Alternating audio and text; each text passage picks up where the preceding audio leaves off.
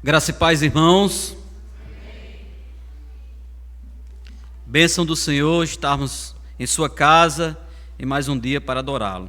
Convido aos irmãos a abrirem na primeira carta de João, 1 João, capítulo 3.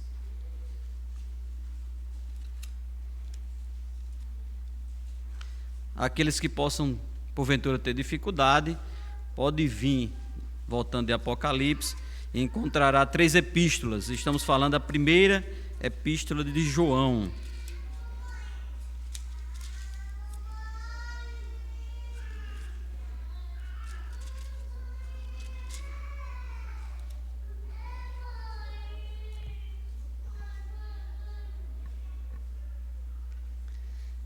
Primeiro João, capítulo de número 3.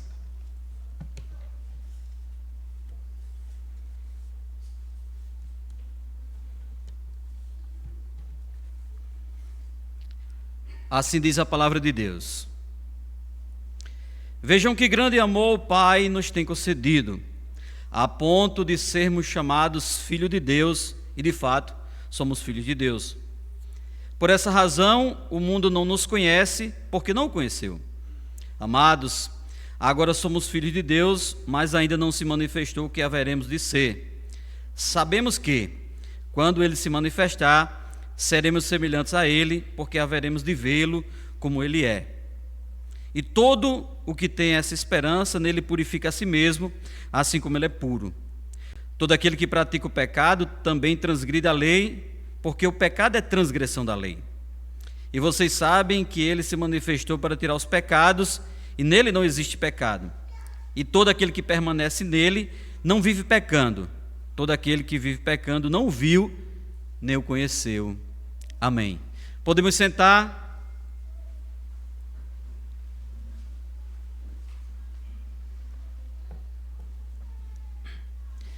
E acomodados como estamos, vamos orar ao Senhor mais uma vez, pedindo entendimento, que Ele possa nos falar e que possamos meditar no que Ele tem a nos dizer no dia de hoje. Oremos, irmãos. Deus santo, Deus amado, Deus bendito, Deus criador de todas as coisas, em mais um domingo, Senhor, a Tua congregação se posta diante de Ti, um Deus santo, um Deus puro, um Deus imaculado, e se prostra para ouvir a Tua voz, ouvir a Tua palavra e ter as nossas vidas alinhadas com o que tem a nos dizer, Senhor. E que nessa noite não possa ser diferente, mesmo diante das nossas incapacidades, das nossas fraquezas, mas que Tu possas falar verdadeiramente, de forma fiel ao Teu povo. Através do Teu Espírito Santo, que possa abrir entendimento do Teu povo, para que possa compreender as verdades propriamente ditas, Senhor. Temos que Te agradecer por a oportunidade de estarmos vivos e estarmos podendo Te ouvir mais uma vez. Te agradecemos e louvamos a Ti, em nome de Cristo Jesus. Amém.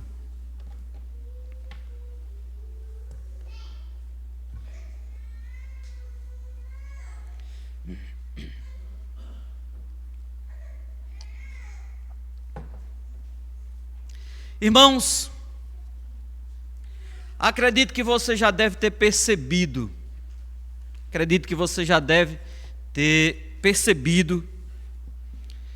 que hoje em dia as famílias têm menos filhos do que antigamente, né? Isso é uma coisa bem fácil de se observar. Tem muito menos filhos do que antigamente. Antes não era estranho uma família ter 10, 12, 16, 18, inclusive, como a minha avó. Só que hoje é bem diferente. Vivemos um mundo totalmente diferente. Claro, obviamente, isso não corresponde à realidade da nossa igreja, Igreja Presbiteriana do Parque Dourado. Não, aqui não. Aqui a fertilidade é grande. Cortaram as novelas da Globo E os pais agora estão empenhados em outras tarefas. Aqui, na nossa igreja, pode faltar água, pode faltar luz, mas não falta um menino pregando durante o culto. Sempre tem pelo menos 10 crianças alegremente correndo nos corredores após o momento de comunhão. Coisa linda. E você quer ver uma coisa fantástica também? Vá no auditório, daqui a pouco, após a ministração do Evangelho, vá lá no auditório, se ele estiver aberto, é claro, vai que Edson não fecha a porta. Lá no auditório, os nossos pequenos, eles descobriram uma maravilha. Descobriram que ali, a escada que sobe para o púlpito, é um escorrego, é uma festa grande, é uma alegria. É muito bom ver as nossas crianças correndo, pulando, a festa é muito grande. Só que nós somos exceção. Vivemos um mundo diferente, vamos na contramão do mundo. O mundo hoje não quer ter filhos. As pessoas de fora não querem ter filhos porque isso gera uma despesa. Às vezes gasta-se com outras coisas, bem mais do que com filho, mas as pessoas não querem. Se ter filhos biológicos já é difícil, imagine adotar. Adotar um filho é muito complicado. Se não querem biologicamente, adotar fica sem interesse. Um pastor que eu gosto muito, recentemente, ouvindo uma pregação sobre o tema, ele falou que no Distrito Federal havia um levantamento sobre a adoção de filhos. Ele usou 3 parâmetros para falar sobre a adoção de filhos e disse que cerca de 10 crianças de até 3 anos de idade estão na fila para serem adotadas. E adivinhe, 250 famílias estão cadastradas para adotar esses bebês. 250 para 10. É um número muito bom, né? Então você pode dizer assim, não, então não está, as pessoas estão querendo adotar. Tem 10 crianças e 250 famílias querendo adotar até 3 anos. Então, é mão de obra sobrando. Mas calma. De 7 a 11 anos, tem 20 crianças na fila de adoção. E somente 7 famílias cadastradas. 7. De 10 para 250 agora, só tem 7 famílias cadastradas para adotar 20 crianças. Se a gente andar mais um pouquinho, acima de 12 anos, que ainda é considerada criança, segundo o Estatuto da Criança e do Adolescente, acima de 12 crianças no Distrito Federal, nesse período, acredito que seja 2020, tinha 90 crianças disponíveis para adoção. Agora eu pergunto, quantas famílias cadastradas e preparadas, prontas para adotar um menino ou uma menina de 12 anos? Sabe quantas? Em todo o Distrito Federal? Nenhuma. Nenhuma família quer adotar uma criança de 12 anos. E por que isso acontece? Por que será que essas coisas acontecem? Porque essas crianças já vêm, a grande maioria, cheias de vícios, drogas, problemas na família, algumas vêm até dependentes de drogas. Então ninguém vai querer um problema desse para a sua vida. Desvio de conduta, e as pessoas simplesmente torcem a cara e dizem, não, eu não quero esse problema. Mas irmãos, observe,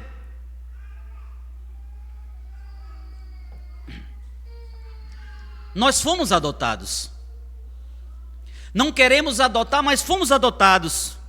Nós somos filhos bastardos e Jesus Cristo nos reuniu e nos chamou de sua família. Ele pegou cada um de nós, cheio de pecado, cheio de vícios, cheio de dificuldade, e nos adotou em sua família. Mas quem de nós gostaria de adotar um menino de 12 anos ou um menino de 12 anos com histórico familiar, porque se você está para adoção ali, é porque você vem de uma família complicada. Só que nós viemos também com defeitos, com falhas tremendas, com falhas profundas. E Cristo não olhou para isso. Simplesmente disse: venha, agora você faz parte de minha família, agora você pode ser chamado cristão. Deixa que eu pagarei pelos seus pecados, os seus vícios, os seus pecados, as suas dificuldades, deixa que eu pagarei, porque você não consegue sozinho, eu serei o seu auxílio, estarei contigo sempre. E no sermão de hoje, veremos as implicações de termos sido adotados na família de Deus, e isso nos impulsiona, aliás, a viver uma vida santa, mesmo não sendo fácil, já que negar o Pai, por consequência, negarão a nós também. E ao mesmo tempo iremos ver, irmãos, a manifestação de Cristo para tirar os nossos pecados. E João faz um alerta, que aquele que transgrediu a lei de Deus não o viu e não o conheceu. Aquele que vive transgredindo a lei de Deus não o viu e não o conheceu. Irmãos, o texto, capítulo 3, verso de 1 ao 6, mas abra aí o verso 29 do capítulo 2, que é o último versículo do capítulo 2. Abra, por favor, por gentileza, um versículo só atrás. É um versículo. Talvez não precise nem mudar a página da sua Bíblia.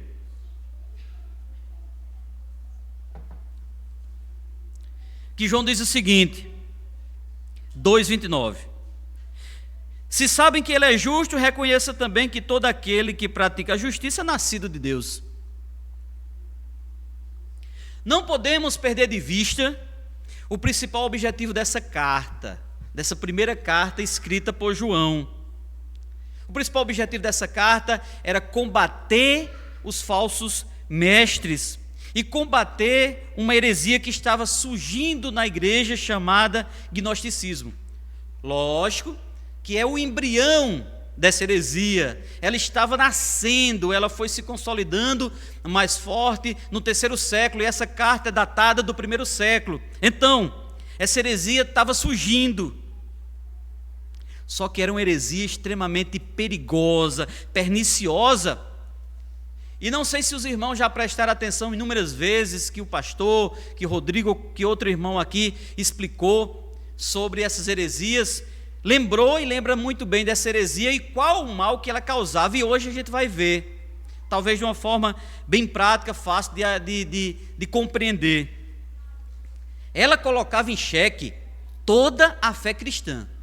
Uma heresia colocava em xeque, duvidava, colocava em dúvida toda a fé cristã. Exatamente isso. Dentre os muitos pontos que essa heresia duvidava, eles duvidavam simplesmente da criação de Deus, da ressurreição de Cristo e da divindade de Cristo. Como? Como a gente vai entender tudo isso? E diante dessa heresia, diante da gravidade dela, foi que João pegou e escreveu. O início dessa carta, João não saúda ninguém, ele vai direto ao ponto. Como se ele dissesse: tenho pressa e preciso refutar esse falso ensino.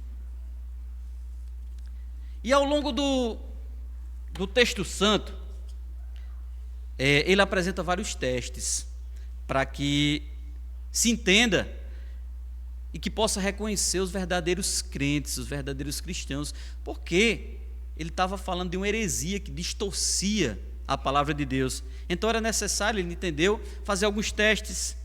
O teste moral, o teste social e o teste doutrinário estão espalhados por toda a carta e refletem os verdadeiros crentes e os verdadeiros mestres, porque muitos desses mestres saíam do seio da igreja para apostatar, ou seja, para mudar a visão que Deus ensinou àquelas pessoas. Que teste moral seria esse?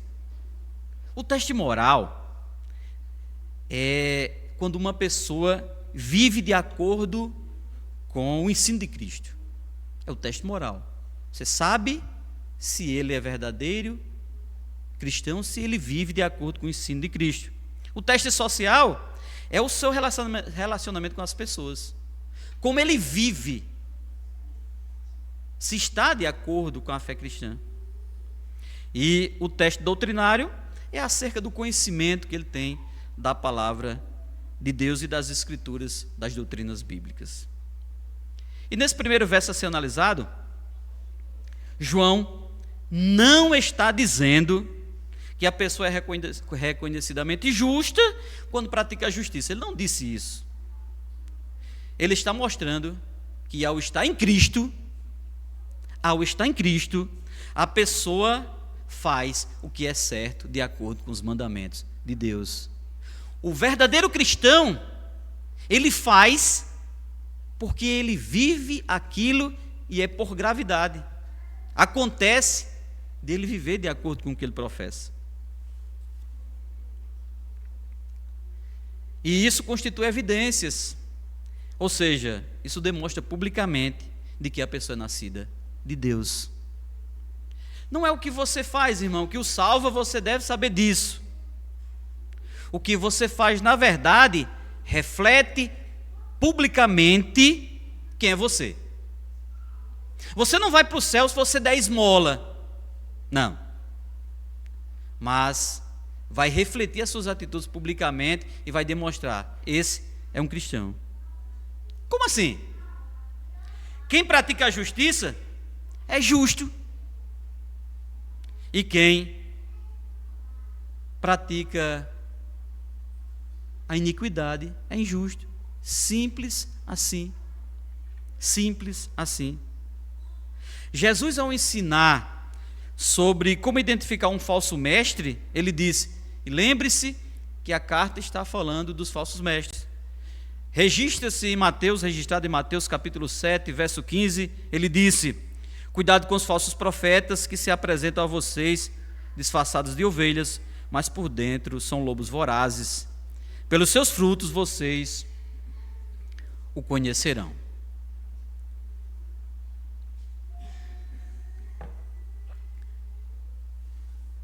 Sabemos que há dois nascimentos, óbvio.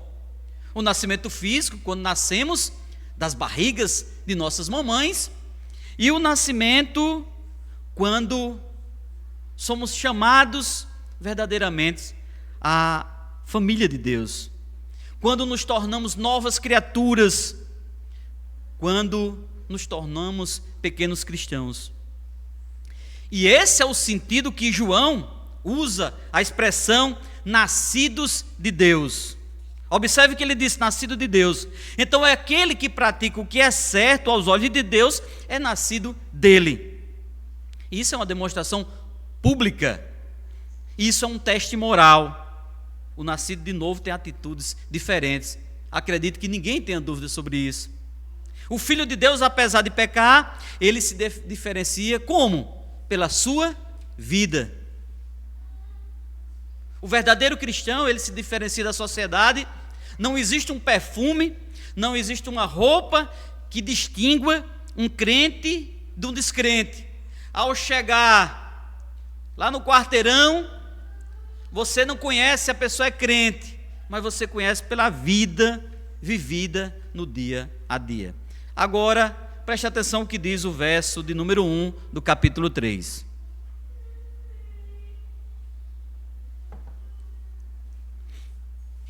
João diz, vejam que grande amor o Pai nos tem concedido, a ponto de sermos chamados filhos de Deus, e de fato, somos filhos de Deus. Por essa razão o mundo não nos conhece, porque não o conheceu.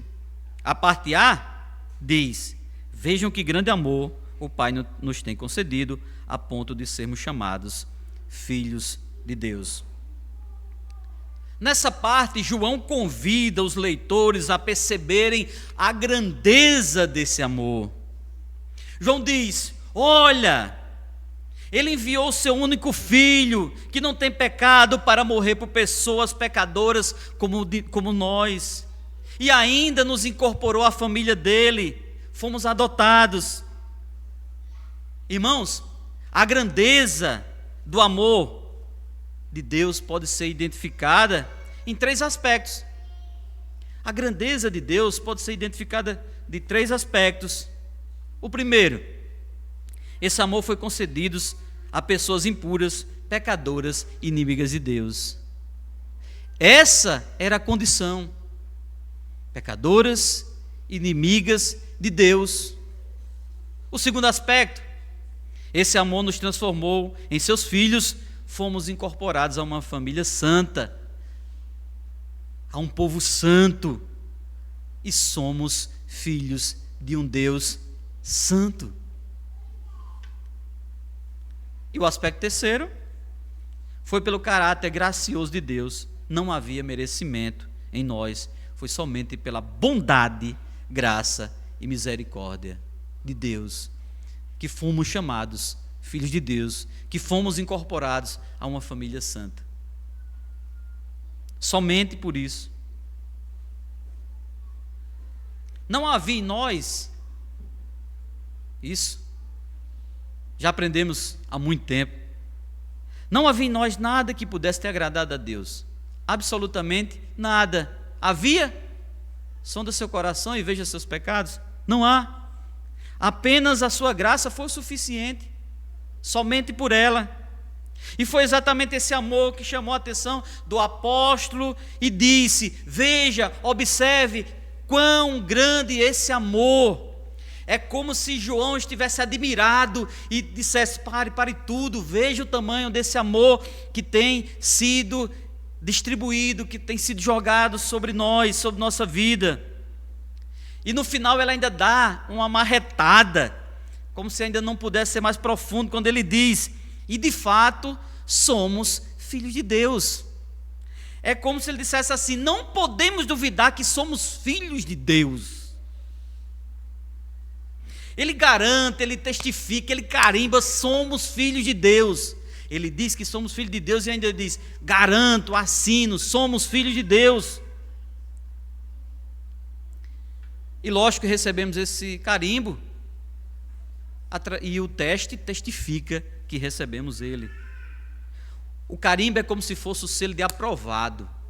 Quem é professor, quem é professora, sabe que no final do ano tem uns carimbozinhos que a gente bota: aprovado, reprovado. Quando você vai se aposentar lá no INSS, tem uns carimbos grandes, né, que bota na mesa. Então, aprovado ou reprovado. E nós fomos aprovados.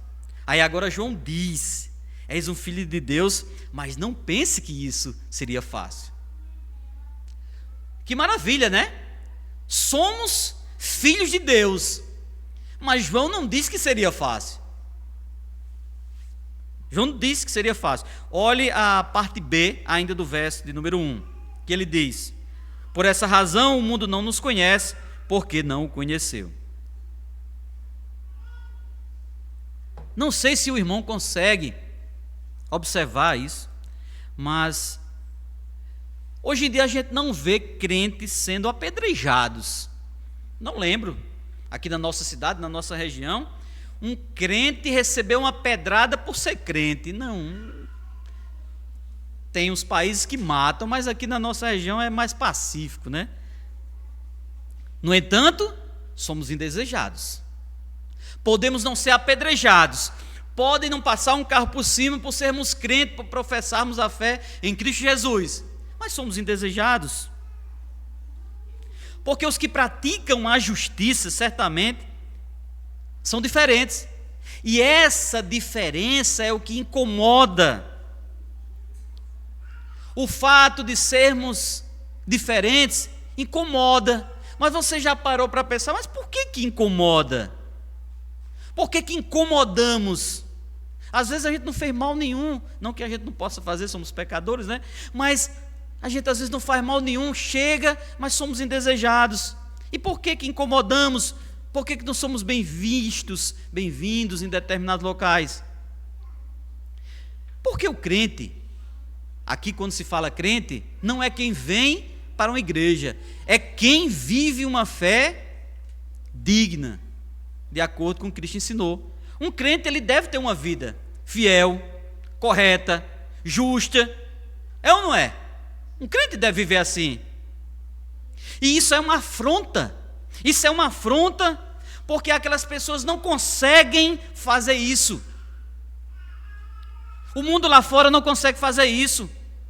O coração deles está nas coisas perdidas desse mundo.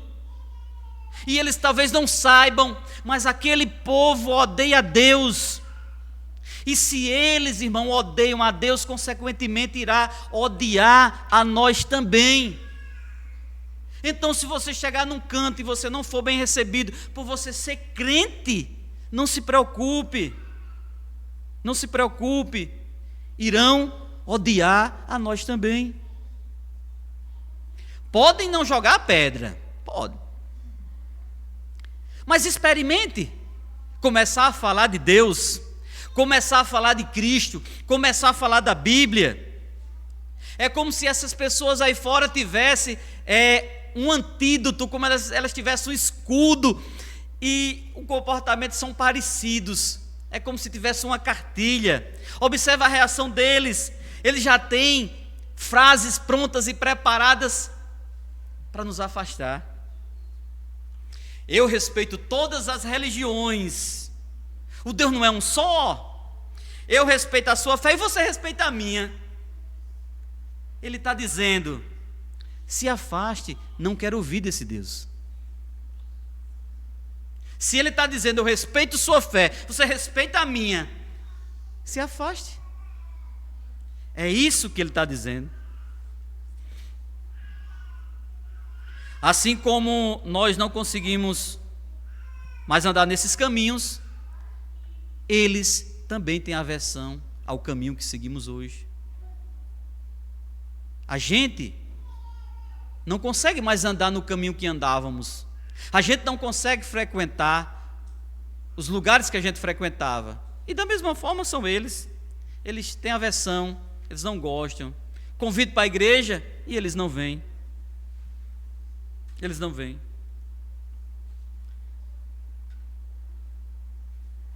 Um exemplo. Tem um canal, estou sem postar matéria, 30 mil inscritos. E na época da rádio, tinha um homem, se dizia fã meu. Quando eu chegava nos cantos, esse homem chorava. Eu disse: oxi. Chorava por me ver. Eu disse: mas agora eu vi mesmo. Chorava, coisa linda. Me dava presente no meu aniversário. Aí eu disse: rapaz, estou bem demais. Aí as coisas mudaram, saí da rádio, saí do canal, vim buscar a palavra de Deus. Na congregação em Lagoa Nova, que a gente está lá, esse homem mora em frente à congregação. Eu disse: opa, o fã está aqui, é hora de chamá-lo para ouvir a palavra de Deus. Eu disse: e aí, vamos lá, para você e sua esposa? Ele disse: vou não.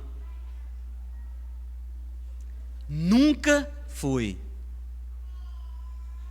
Eles não nos querem por perto. Querem por perto se formos iguais a eles. As pessoas não entendem porque passamos o domingo na igreja. Não sei se vocês recebem esse tipo de crítica, mas acredito que grande parte aqui recebe sim as críticas de estarmos no domingo na igreja. Elas veem isso como radicalismo. É ou não é? Nossos familiares ímpios veem isso como radicalismo. Mas ao mesmo tempo, eles acham radicalismo trazer sua família para a igreja, mas acham bonitinho usar uma droguinha, acha bonitinho tomar uma latinha de pitu todo dia, acha bonitinho um filho dormir com a namorada. Isso é normal para eles. Anormal é você trazer seus filhos para a igreja, ensinar a palavra de Deus. Anormal é você trazer eles para cá e ensinar o que é certo. É ou não é? Você sabe que é assim. É desse jeito. O certo passa a ser errado aos olhos deles. Mas nunca vão nos conhecer, porque não conheceram o Filho de Deus, o Salvador do mundo. Portanto, não se aperreie não. Não é contra você. Se as pessoas te rejeitarem, não é contra você. A não ser que se for seus pecados, aí você tem que se arrepender.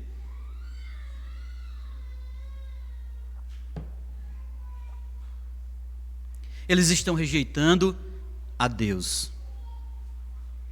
No Evangelho de João, capítulo 1, verso 10, diz o seguinte: o Verbo estava no mundo, o mundo foi feito por ele, mas o mundo não o conheceu.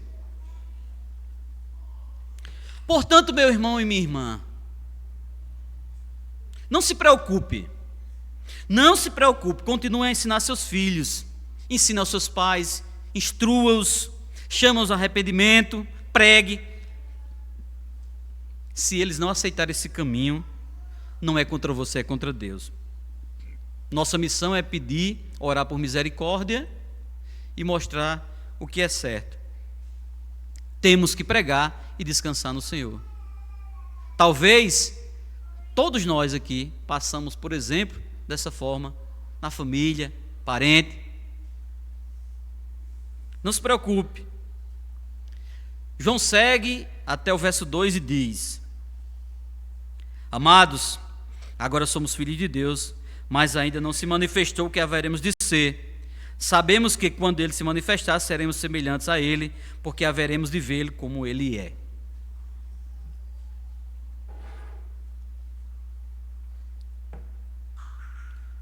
O verso A, na parte A do verso 2 diz: amados, agora somos filhos de Deus, mas ainda não se manifestou o que haveremos de ser. Você percebeu? Ainda não se manifestou o que haveremos de ser. Ele vem dizendo que somos filhos de Deus, né? João não vem dizendo, mas agora ele diz que ainda não se manifestou o que haveremos de ser. Será que João está se contradizendo nesse texto? Será que ele está dizendo uma verdade que ele está contradizendo uma verdade que ele disse antes? Não. Na verdade, ele está dizendo que o mundo não nos conheceu. Aos olhos do mundo, ainda não fomos enxergados. Continuamos sem ser vistos. Eles não entendem que somos filhos de Deus. E isso ocorrerá apenas com a segunda vinda de Cristo, ou em caso de arrependimento. Paulo, quando escreve aos Romanos, no capítulo 8, verso 18, depois você pode olhar, diz o seguinte: porque para mim tenho por certo que os sofrimentos do tempo presente não podem ser comparados com a glória a ser revelada em nós. A ardente expectativa da criação aguarda a revelação dos filhos de Deus. Precisamos tão somente confiar nas promessas de Deus, fixar os olhos em Deus e no caminho que Cristo traçou para nós. É confiar que esse caminho não contém erro, é confiar que esse é o único caminho que devemos traçar, que devemos pegar, que devemos trilhar.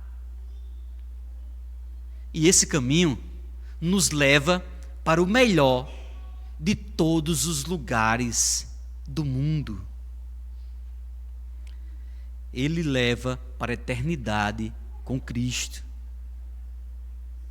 Um dia moraremos com o Senhor eternamente, sem pecado, sem tristeza, sem lágrimas, sem mortes, eternamente. Sabemos que não tem um lugar melhor que esse. Nada se compara a isso. No verso 2, ainda na parte B, João diz: sabemos que, quando ele se manifestar, seremos semelhantes a ele, porque haveremos de vê-lo como ele é. Irmão, olha que promessa fantástica. Olha que cenário fantástico. Um dia seremos semelhantes a Cristo. Você entende isso? Ser parecido com Cristo. Ser parecido com Cristo. 2 textos que Paulo escreve aos Coríntios e aos Filipenses. 1 Coríntios 15, 52, ele diz, observe, irmãos, esse texto. Não tem Steven Spielberg capaz de uma coisa como essas. 1 Coríntios 15, 52, ele diz, no momento, no abrir e fechar os olhos, ao ressoar da última trombeta, a trombeta soará, os mortos ressuscitarão incorruptíveis e nós seremos transformados. Filipenses 3:21, o qual transformará o nosso corpo de humilhação para ser igual ao corpo da sua glória, segundo a eficácia do poder que ele tem até de subordinar a si todas as coisas. O que a gente vive de mais fantástico nesse mundo é fichinha comparado a uma verdade dessa. Irmãos, seremos igual a Cristo. Seremos igual a Cristo. E a sequência?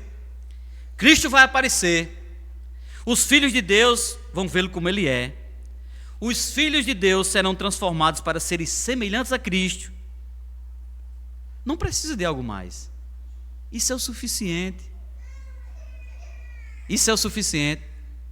Nós que lutamos contra o pecado, sabe que isso é o suficiente. E João segue no capítulo no 3, o verso de número 3. Ele diz: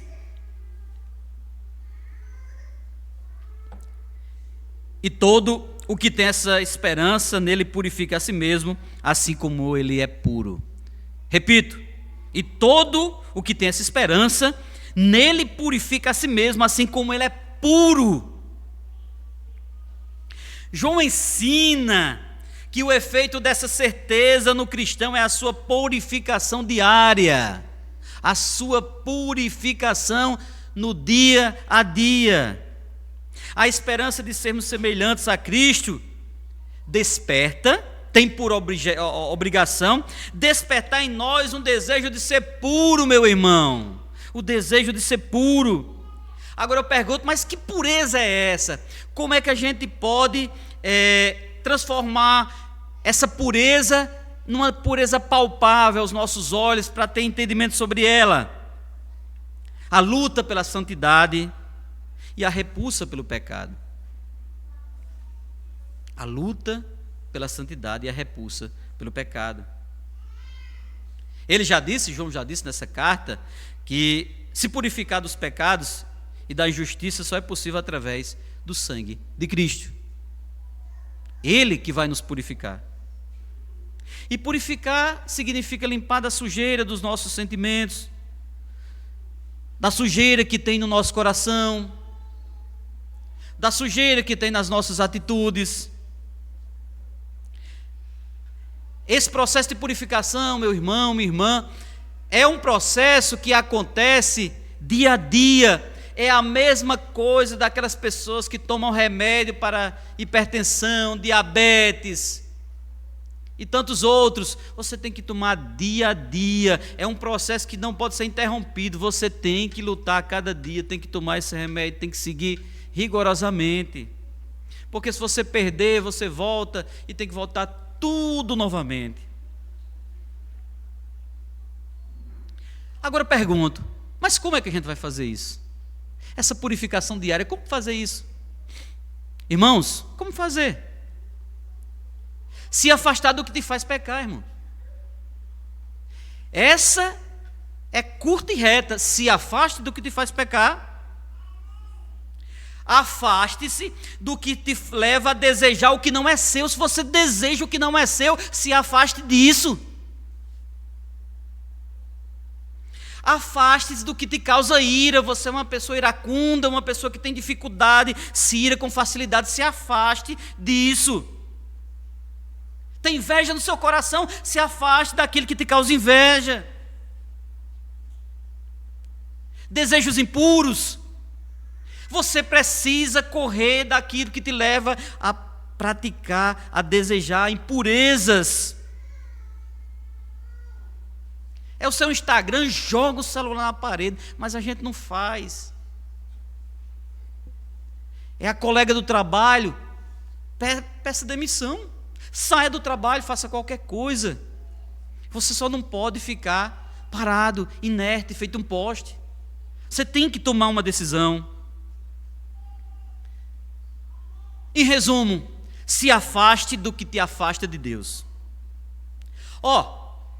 Mesmo que sejam seus pais, no caso nossos pais, irmãos, filhos, cachorro, raposa, trabalho, dinheiro, o que te afasta de Deus, você tem que se afastar dele.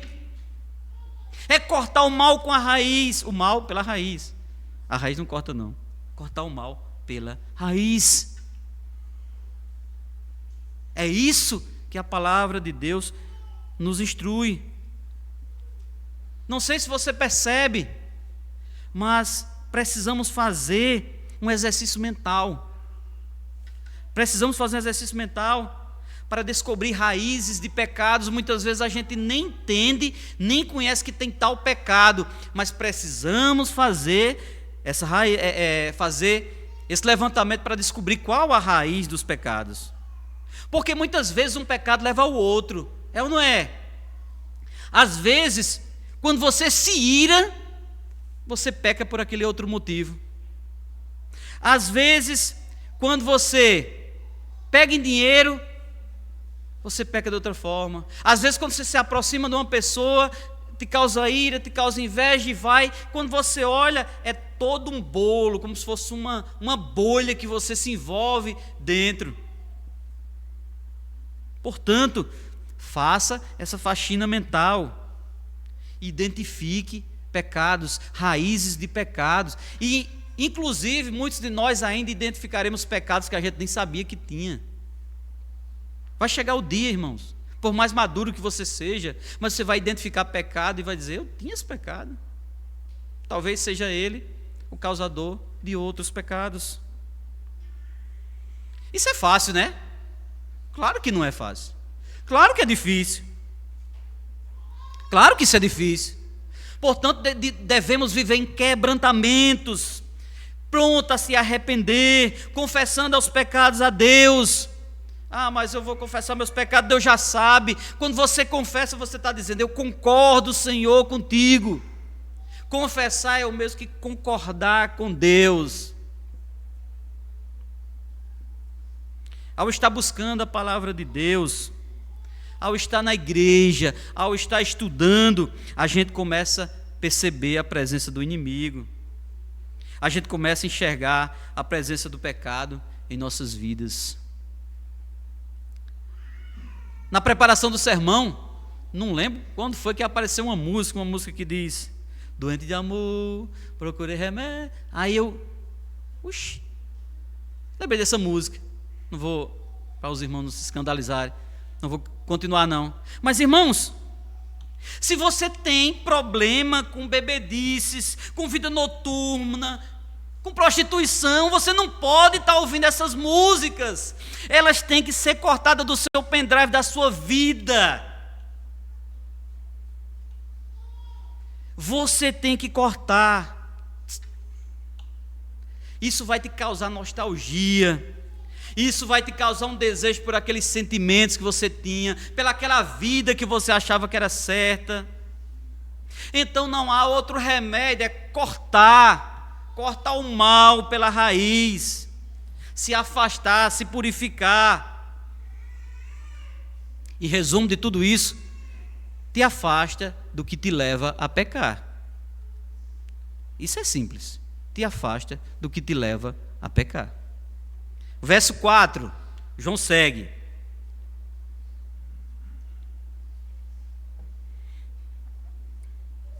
Todo aquele que pratica o pecado também transgride a lei, porque o pecado é a transgressão da lei. Mas o que é pecado? Todo aquele que pratica o pecado também transgride a lei, porque o pecado é a transgressão da lei. Mas o que é pecado? Nós sabemos realmente o que é pecado? Martin Lloyd Jones tem uma descrição muito boa de pecado. Ele diz que pecado é ilegalidade, é violação da lei de Deus, é rebelião contra Deus, é desobediência e deixar de viver a vida como Deus nos orienta. Isso é pecado. A palavra grega anômia significa ilegalidade e transgressão. Mas por que trazendo essa palavra? E foi exatamente isso que o homem fez. Foi isso que o homem fez. Ele deu ouvidos ao diabo e fez o contrário do que Deus havia determinado. O pecado não é um erro qualquer, meu irmão. O pecado é uma afronta contra Deus. E aqui João está se referindo à lei de Deus através dos 10 mandamentos.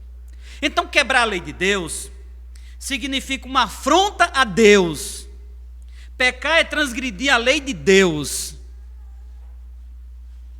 Pecar é transgredir, é cometer um crime contra Deus. Mas sabe qual é onde mora um grande problema? É que a gente não percebe a gravidade. Não percebemos a gravidade. Irmãos, arrisco dizer que todos aqui, hoje, incluindo você, todos aqui, já cometeram algum tipo de crime, algum tipo de contravenção, já uma infração de trânsito, já burlou um imposto de renda, fez uma ultrapassagem proibida, cometeu algum tipo de infração, algum tipo de crime, seja de maior ou menor potencial ofensivo. Todos nós aqui cometemos algum tipo de transgressão. Mas você já percebeu? Quando você fez alguma coisa errada, um pequeno furto, por exemplo, sabe qual foi a coisa que você mais pensou? Você ficou com medo de ser descoberto, meu irmão. Quando a gente erra, a gente tem medo de ser descoberto. É ou não é verdade? O medo que causa na nossa cabeça é o pavor, o pânico é de ser descoberto. Na nossa cabeça, vem logo, vou ser pego, vou passar uma vergonha, vou para a cadeia, o que vão dizer da minha família, como vai ser a minha exposição na rede social. Mas observe, a gente tem medo da punição, mas em momento nenhum, logo no início, a gente tem medo porque quebrou a lei de Deus. Antes de cometer um pequeno furto, você quebrou a lei de Deus, que é muito mais grave, mas você não tem medo. A gente tem medo é de ser esquartejado na rede social, de ter a família humilhada, de passar vergonha publicamente, mas a gente não tem medo de quebrar a lei de Deus. Diga se é verdade ou não.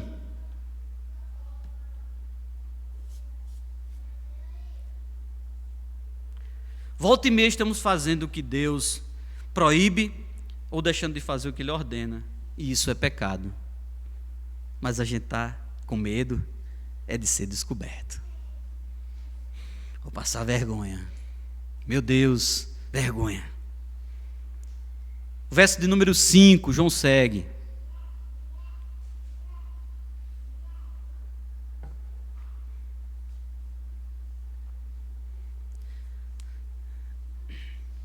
E vocês sabem que Ele se manifestou para tirar os pecados, e nele não existe pecado. Aqui João está se referindo a Jesus Cristo e a sua vinda ao mundo. No Evangelho de João, no capítulo 1, verso 29, diz o seguinte: no dia seguinte, vendo que Jesus vinha em sua direção, João disse: Eis o Cordeiro de Deus que tira o pecado do mundo. E esse tirar os pecados não significa apenas o pagamento pela culpa do pecado, mas também a quebra do poder do pecado sobre a vida do povo. A quebra do poder do pecado. Há 2 textos muito bons em Romanos, capítulo 6, os versos 6 e 11, diz assim: sabendo isto, que a nossa velha natureza foi crucificada com ele, para que o corpo do pecado seja destruído e não sejamos mais escravos do pecado. O verso 11: assim também vocês considerem-se mortos para o pecado, mas vivos para Deus em Cristo Jesus. Precisamos fazer alguns questionamentos, talvez já feitos. Se você já fez, vamos repetir. Por que o Filho de Deus veio ao mundo? Você já parou para pensar? Você já se fez essas perguntas? Qual o significado do nascimento, morte e ressurreição de Cristo? Porque ele viveu como nós? Porque ele sofreu tentações como nós sofremos? Qual o significado dos ensinos e dos seus milagres? Você já tinha parado para fazer essas perguntas? E se você já obteve as respostas, você já tem ciência e certeza daquilo que responde a esses questionamentos? A primeira questão é: Cristo veio para trazer a revelação divina. João, capítulo 14, verso 9, diz o seguinte: Jesus respondeu: há tanto tempo estou com vocês, Filipe, e você ainda não me conhece? Quem vê a mim vê o Pai. Como é que você diz, mostre-me o Pai? Primeira coisa, veio para trazer a revelação divina. Segundo, ele veio para ensinar a respeito de Deus e servir de exemplo através de sua incomparável vida. Jesus Cristo veio para ser nosso mestre, nosso instrutor e nossa inspiração. Ele veio para nos ensinar. Mas além disso, Jesus veio por um motivo muito especial. Muito especial. Ele veio por causa dos nossos pecados. E observe que o tempo todo o sermão fala de pecado. Ele veio para restaurar o nosso relacionamento com Deus. Ele veio porque não havia outra saída de sermos resgatados e redimidos. Não havia. Ele veio para salvar o perdido.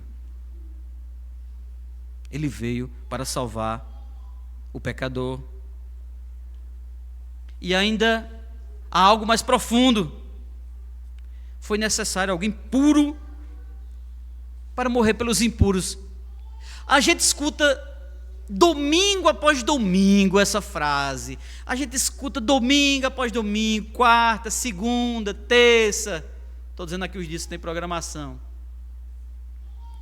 Você imaginou alguém puro morrer pelo impuro?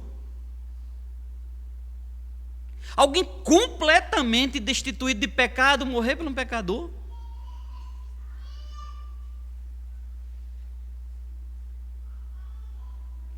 E no fim do versículo ele diz: e nele não existe pecado. Por que não existe pecado nele? Ele é santo. Ele é Deus. Perfeito, sem culpa. Ele nasceu sem pecado e morreu sem pecado. Por isso ele tem que ser a nossa inspiração. Por tudo que ele é e por tudo que ele fez. Observe que Jesus honrou a lei de Deus completamente e plenamente. Ele sempre cumpriu com perfeição e não pecou. E levou consigo ainda os nossos pecados. Por isso que o seu sacrifício foi perfeito. Levou consigo o peso de nossos pecados. Porque era necessário alguém perfeito morrer pelos imperfeitos. E ele permaneceu sem pecado durante toda a sua existência. tentado, fome, sede, ofendido, humilhado, sem pecado. Nunca pecou. E o verso de número 6, já se aproximando do final, João segue e diz: todo aquele que permanece nele não vive pecando, todo aquele que vive pecando não o viu nem o conheceu.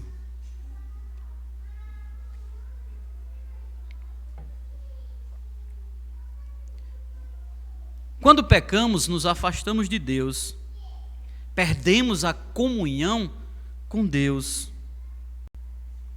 E não podemos perder de vista essa definição. Que definição? Jesus e pecado são coisas distintas, são coisas opostas. Jesus é o contrário de pecado. Por quê, irmão?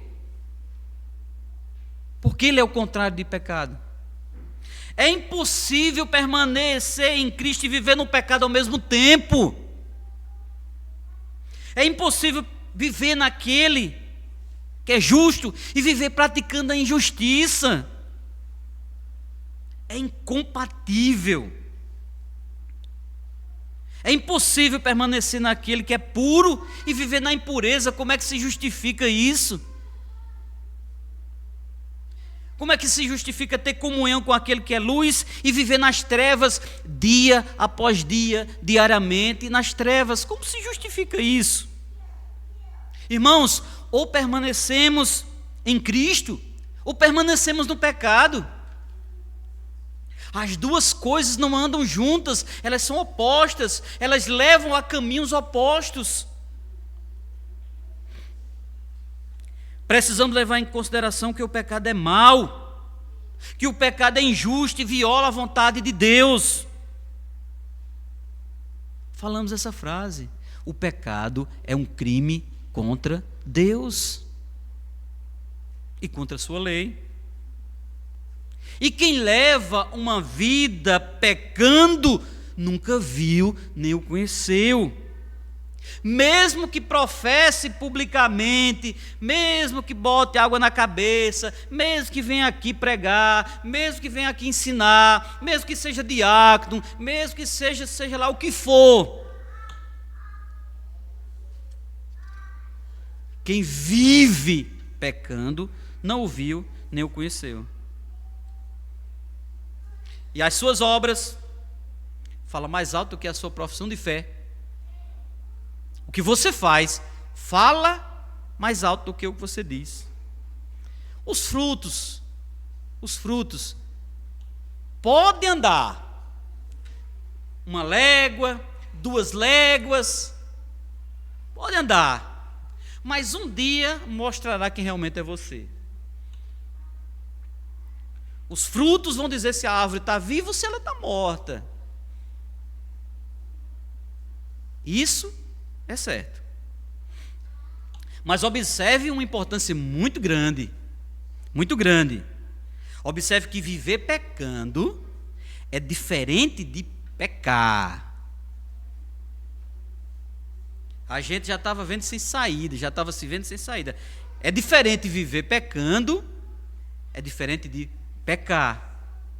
Viver pecando é ter uma vida de pecado, uma vida regada a pecados públicos, uma vida de imoralidade, uma vida vivida contra a vontade de Deus.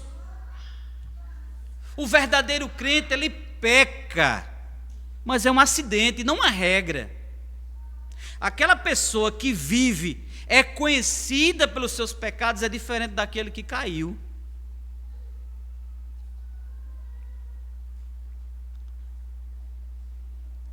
Um motorista, observe,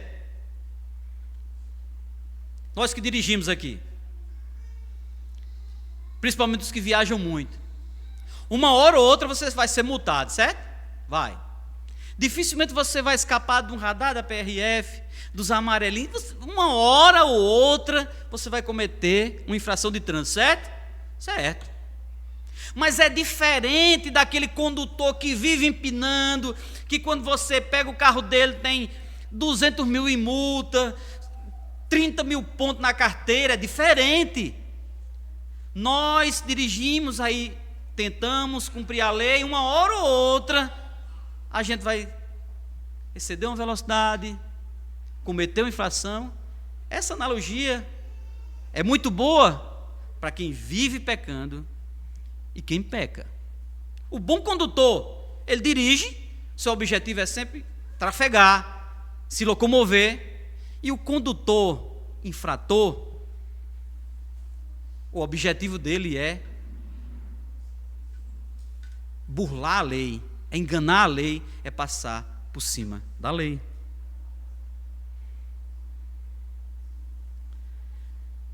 Podemos viver sem pecar? É possível viver sem pecar? Estamos falando de santidade, de pecado, de ser filho de Deus, mas podemos viver sem pecar, sim ou não? Claro que não. Temos de viver lutando contra o pecado e pronto a arrepender-se quando o pecado foi identificado. Essa luta, ela não pode parar, não pode deixar de existir. Você não pode baixar a guarda. Você tem que se manter vigilante, pronto a arrepender quando o pecado for identificado. E outra coisa, não podemos esquecer de um detalhe que não é simples. A quem pertence o pecado? Quem é o dono do pecado? O pecado pertence a Satanás. Deus criou homens e mulheres perfeitos e deu um mundo para ele viver. Deu o supremo privilégio de ter comunhão com Deus. Tudo que eles precisavam, Deus os presenteou. Mas Satanás distorceu e mentiu a respeito da vontade de Deus. E sabe uma coisa que talvez a gente não perceba, que ela é quase transparente, é que Satanás não só pecou, ele não só mentiu a respeito de Deus, ele mentiu a respeito das consequências do pecado. Olha só, você pode comer, dê a seu marido, eu acho que é uma maçã, mas a Bíblia não diz, pode comer a maçã, vai, dá certo. Mas ele não disse que o pecado ia entrar, que o mal ia entrar naquele exato momento. Deus não é isso tudo que você acha, não dá certo, aquela conversinha boa, a mulher caiu e o pecado entrou. Uma coisa que muitas vezes passa despercebida é as consequências do pecado. O mal entrou no mundo através do diabo, esse adversário de Deus e do homem, é autor do pecado. E seu objetivo, claro, separar homens e mulheres de Deus. Como? Usando a ferramenta do pecado. Irmãos, Deus é puro, Deus é santo, o pecado pertence a Satanás, o pecado é uma mancha. Mas nós, muitas vezes, não percebemos isso. É como se a gente fosse lá, pegasse na mão de Satanás e dissesse: entre na minha casa. Não, ninguém vai fazer isso, vai? Ninguém vai fazer isso. Quando você vai lá e tem um relacionamento extraconjugal, você está pegando: Satanás, entra aqui. Quando você vive com seu coração cheio de ira, de ódio, de rancor, você vive e transparece isso para a sua família, você está dizendo: chega para cá, eu te pertenço. Venha para perto de mim, entra, a casa é sua. Chega, a casa é sua. Como? Através dessa ferramenta que é o pecado. Meu irmão, minha irmã, eu não conheci essa frase. Também não sei nem quem foi o autor. Mas eu li recentemente num livro. E eu disse, é muito profundo. O pecado, ele é tão mau, mas tão mau, que levou à morte de Cristo. E a gente ainda brinca com esse mal. Você entende? Uma coisa é tão mal que levou à morte do único santo que pisou nessa terra, do único que não teve pecado. Ele é tão mau que levou à morte de Cristo. E nós simplesmente muitas vezes pegamos pela mão: entre, a casa é sua. Ah, mas a gente não faz isso não. Sabemos que fazemos.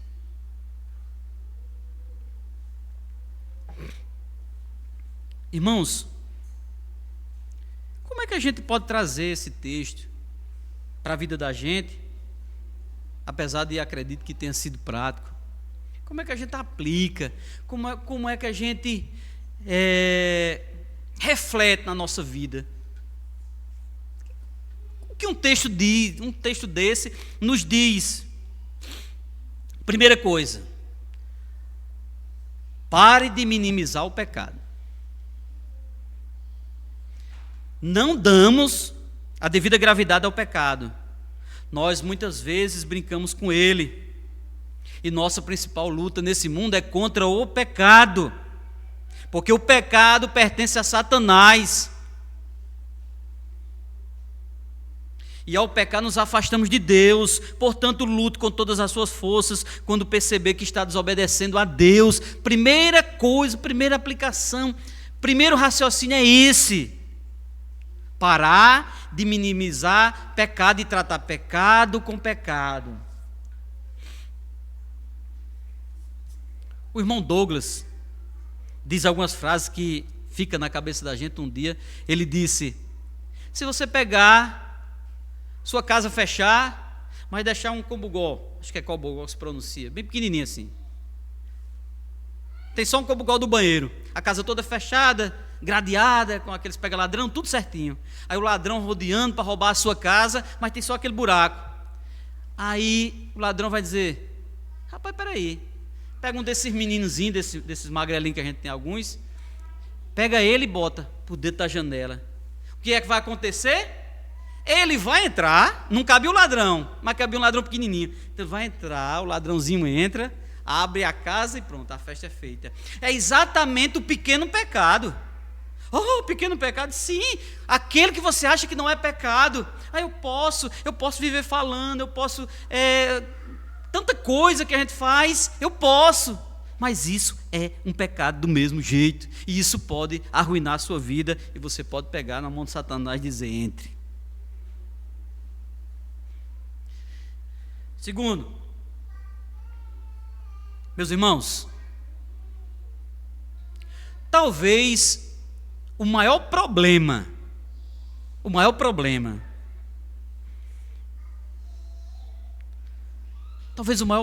seja a nossa falta de crença. Você já prestou atenção que a gente crê muito pouco, e quando crê é de forma superficial, transparente. Quando cremos é aquela fé pequena, que se você puxar um pouquinho ela se tora. Você sabe que isso é grave, mas na verdade isso é muito grave. Irmãos, preste atenção, já chegando para o final, a nossa fé a gente não crê, é muito pequeno. Abra aí Marcos capítulo 3, verso 11. Evangelho de Marcos, capítulo 3, verso 11.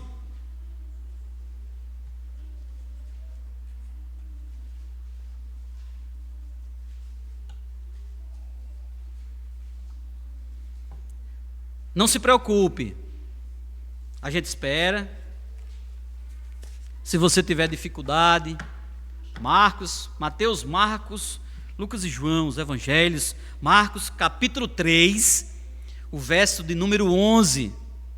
Estamos falando que a gente crê muito pouco, e quando crê de forma incipiente, transparente, uma fé sem substância. Observe, está registrado, Marcos 3, 11, diz o seguinte: também os espíritos imundos, quando viam, prostravam-se diante dele e gritavam: você é o Filho de Deus. Mateus 8, 29, e eis que gritaram: o que você quer conosco, Filho de Deus? Você veio aqui nos atormentar antes do tempo.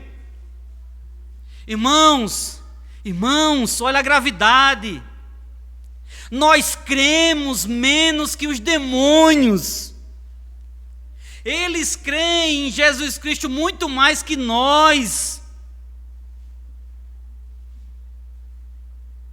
A gente não enxerga quando a gente diz que vai morar no céu, que vai ter uma vida ao lado de Deus. A gente não consegue materializar isso na nossa cabeça, porque a nossa fé é muito fraca.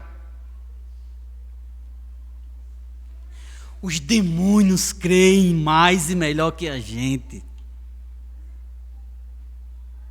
A gente pensa só no aqui e no agora. O problema não é você professar publicamente a sua fé, é professar verdadeiramente a sua fé, viver verdadeiramente a fé, mas às vezes a fé é tão pequenininha, tão desmilinguida.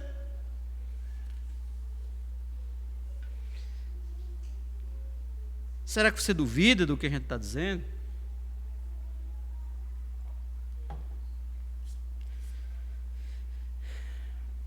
Irmão, irmã, você acha que se você cresce, não se preocupe não, você é nós. Hoje eu entendo o quanto um pastor apanha preparando um sermão desse. É normal as lágrimas virem e escandalizar o seu pecado. Portanto, ao falar com você, não se preocupe, o texto já falou e já deu muitas e muitas chibatadas. Meu irmão, tu achas que se você cresce como você diz que crê, tu faria as besteiras escondidas que você vive fazendo sem ninguém ver? Tu acha que você faria isso? Que você sabe o que você faz? Se você cresce, você acha? Será que a sua fé fosse na eternidade, tu ficaria moando com a ruma de besteira que você moe? Tu arranjaria metade dos problemas até dentro da igreja como você arranja? Será que se as mulheres crescem, elas arranjavam a quantidade de confusão que as mulheres arranjam? Pelo um prato, pela uma xícara, para não sei o quê. Será que se a gente vivia dessa forma, se a gente acreditasse que um dia estaria ao lado do Redentor, Salvador, morando na eternidade, que o pecado acabasse, a gente não crê nisso. A gente diz, a gente professa, é bonito demais falar, mas a gente não vive. É conta, é boleto, é televisão, é internet, é WhatsApp. E as palavras bonitas, justificação, comunhão, aquela coisa, mas a gente não vive aquilo que deveria viver. Se a gente confiasse no Senhor, nossas atitudes eram totalmente diferentes. Um exemplo.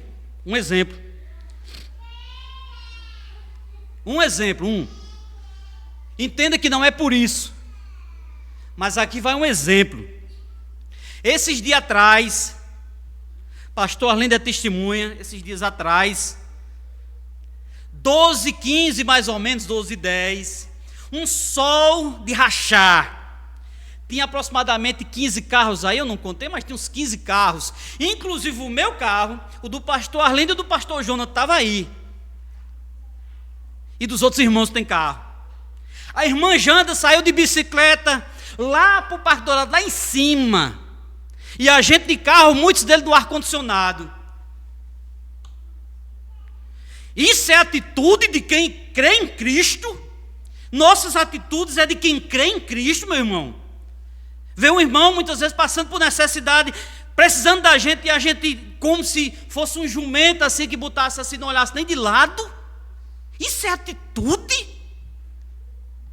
É o que se espera de uma pessoa que abre a boca e diz: eu creio em Cristo Jesus como Salvador, eu tenho a Bíblia como uma regra de fé em prática. Vivemos como ímpios muitas vezes e brandamos aos quatro ventos que somos salvos, regenerados, Estou falando de obras não, estou dando um exemplo. Se a gente cresce em Cristo como a gente diz que crê, a gente se espelharia mais nele e viveria mais parecido com ele. Tem pessoas dentro da nossa igreja que se odeiam. Tem pessoas que morrem de inveja do outro.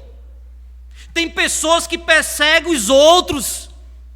Tem pessoas que têm medo de irmão. Quando o irmão passa aqui, o outro corre. Vocês sabiam disso? Isso acontece. Mas isso é isso que Cristo nos ensina. É isso que a palavra de Deus nos ensina. É isso que a palavra de Deus nos instrui, meus irmãos.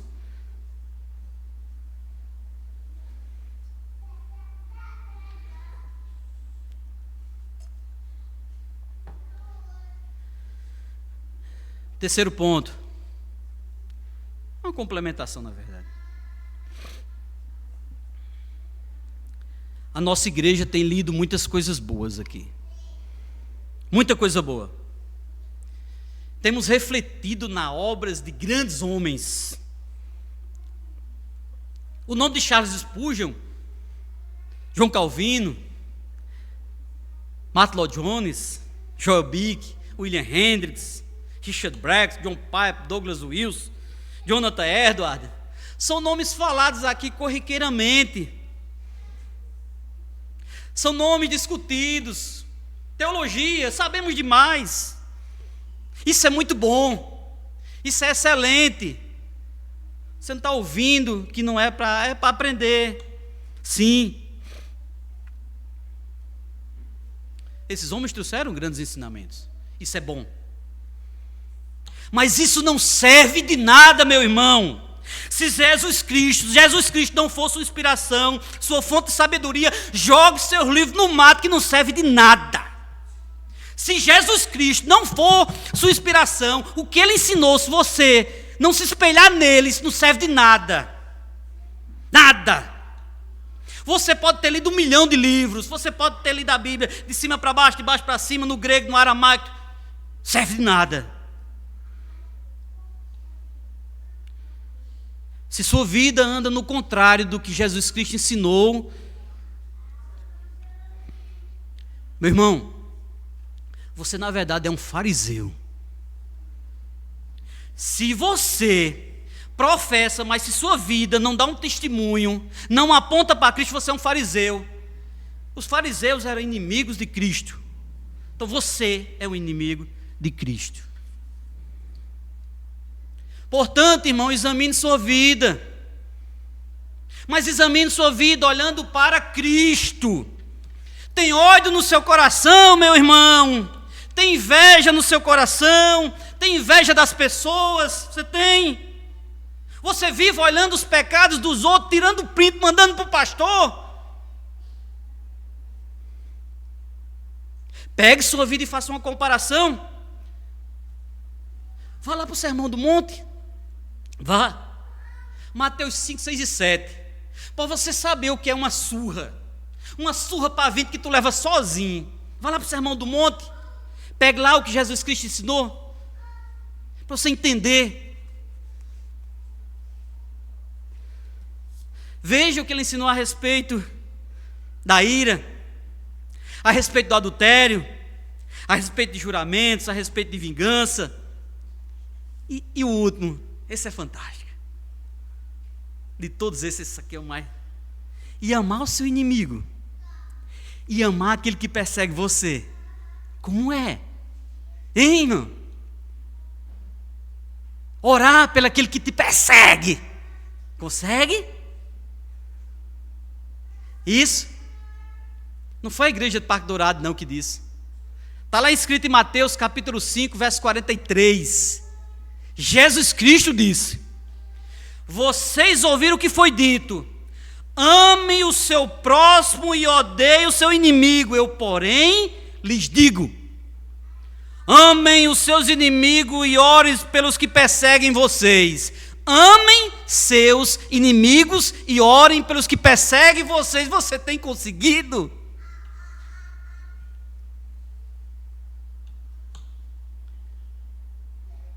Irmãos, não temos conseguido, né? não temos conseguido. Eu não tenho e você também não. Sabe o que resta? Clamar a Deus por misericórdia. Misericórdia, Senhor, de nós. Porque é dela que a gente precisa. Amém.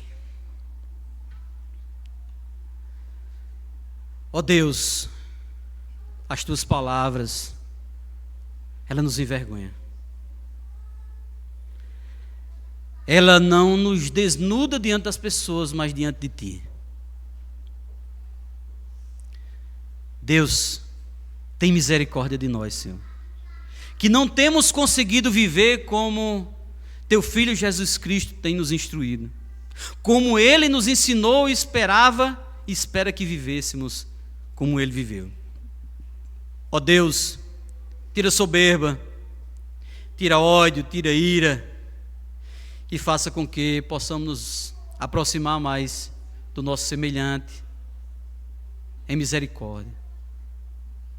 Nos perdoa, Pai, nos perdoa, se essas palavras que foram ditas aqui, elas não correspondem com a Tua verdade. Nos perdoa, mas que o Teu Espírito Santo não deixe de nos instruir a sermos mais fiéis.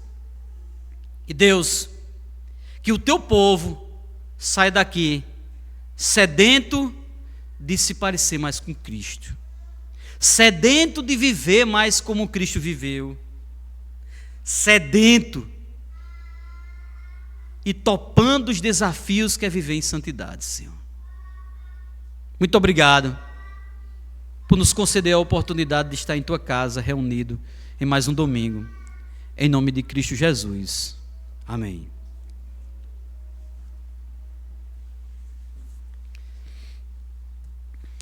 Irmãos, nesse momento onde Deus fala conosco, nesse momento onde temos a oportunidade de ouvir a voz de Deus, que possamos louvar, agradecendo a Ele pelo dom da vida, pelo cuidado, pela sua graça, e nesse momento que possamos devolver em gratidão ao que Deus tem nos dado, nossos dízimos e as nossas ofertas. Então, de pé, vamos louvar o Senhor.